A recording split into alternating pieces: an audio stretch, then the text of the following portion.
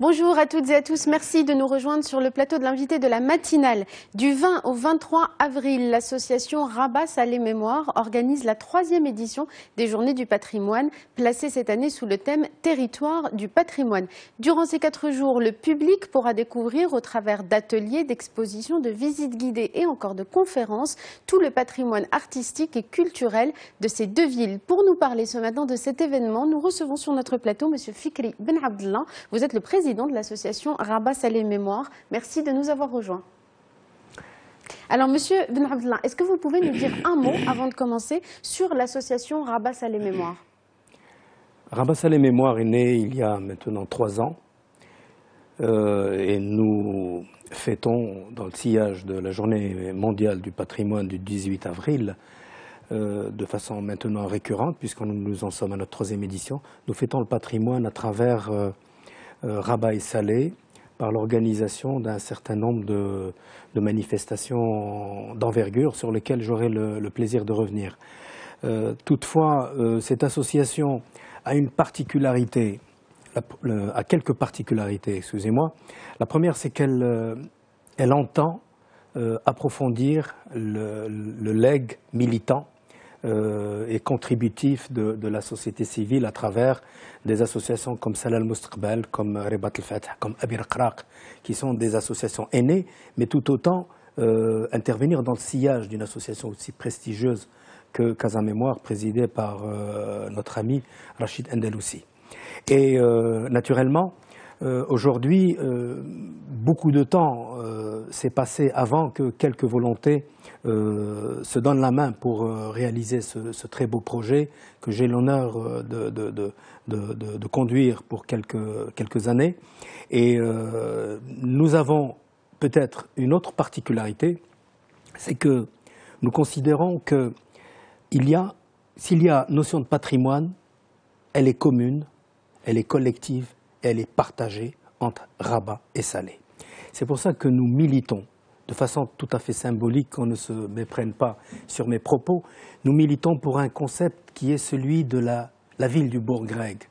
Parce que, historiquement, humainement, sur le plan aujourd'hui de l'infrastructure, à travers ce fabuleux projet que mène l'agence de la vallée du bourg-grec dans le creuset de cette vallée et sur son estuaire, il y a effectivement un paysage, une situation géographique que l'on ne peut pas partager, que l'on ne peut pas confondre avec la présence d'un fleuve et qui, sur le plan familial, sur le plan social, y compris sur le plan économique, constitue une seule et même entité.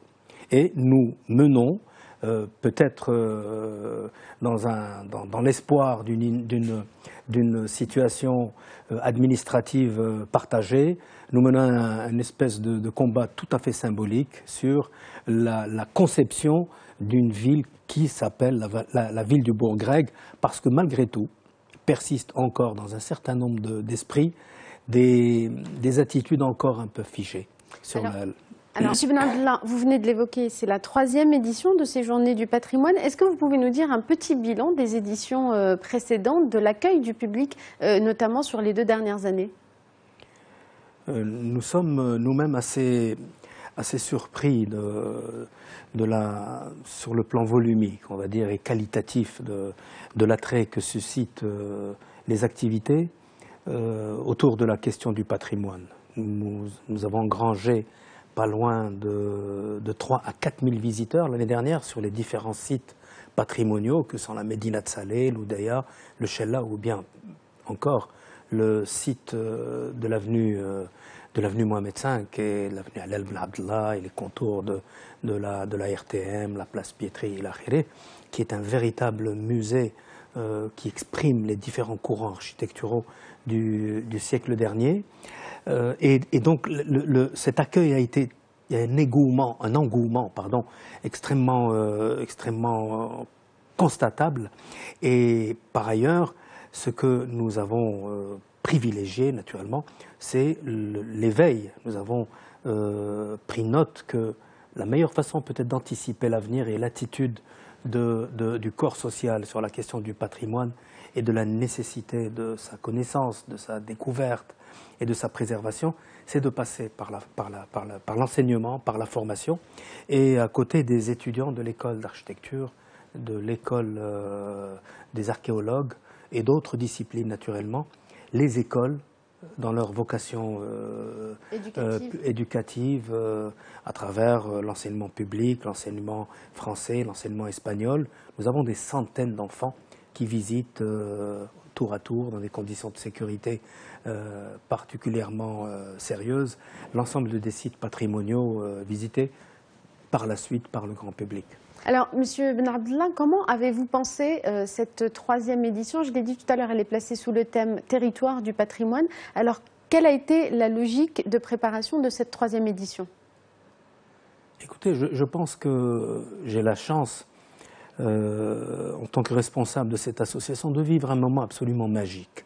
Autour de cette association se sont cristallisés, notamment par l'hommage que je rends ici à Si Mehdi Mjate, qui est notre secrétaire général, cette espèce d'engouement qu'il a créé en consacrant cette nouvelle méthodologie, cette nouvelle attitude militante qui est celle d'attribuer à un certain nombre de personnes un territoire, et qu'à travers ce territoire, à travers son substrat humain, à travers ses caractéristiques patrimoniales, à travers ses artisans, à travers ses lumières et puis sa poésie, que ces jeunes militants, archéologues, architectes et tant d'autres ont communié pour chacun d'entre eux, pour chaque groupe, sur le Chella, sur l'Oudaya, sur Salé, sur l'architecture du XXe siècle et du centre-ville, et nous vivons une expérience absolument magnifique et touchante. Et ces personnes constituent,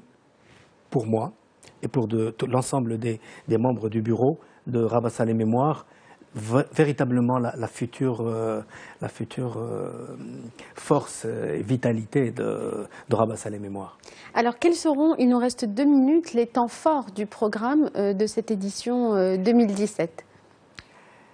Les temps forts, les visites guidées. Ça, c'est quelque chose qui draine plusieurs milliers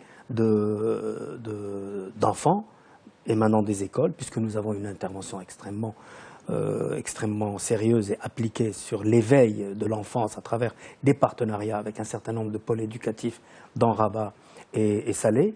Et par ailleurs, le grand public est convié donc à ces mêmes visites qui sont structurées par des experts bénévoles.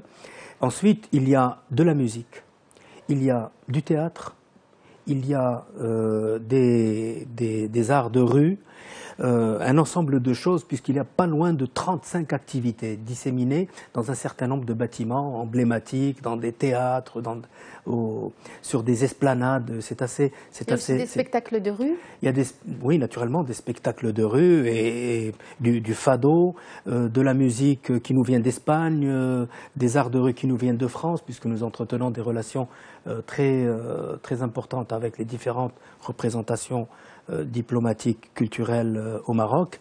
Et nous terminons sur un rassemblement avec le jeune militant et chanteur Faisal Azizi, qui nous offre un show de son art sur l'esplanade du Chella, Inch'Allah, dimanche en fin d'après-midi.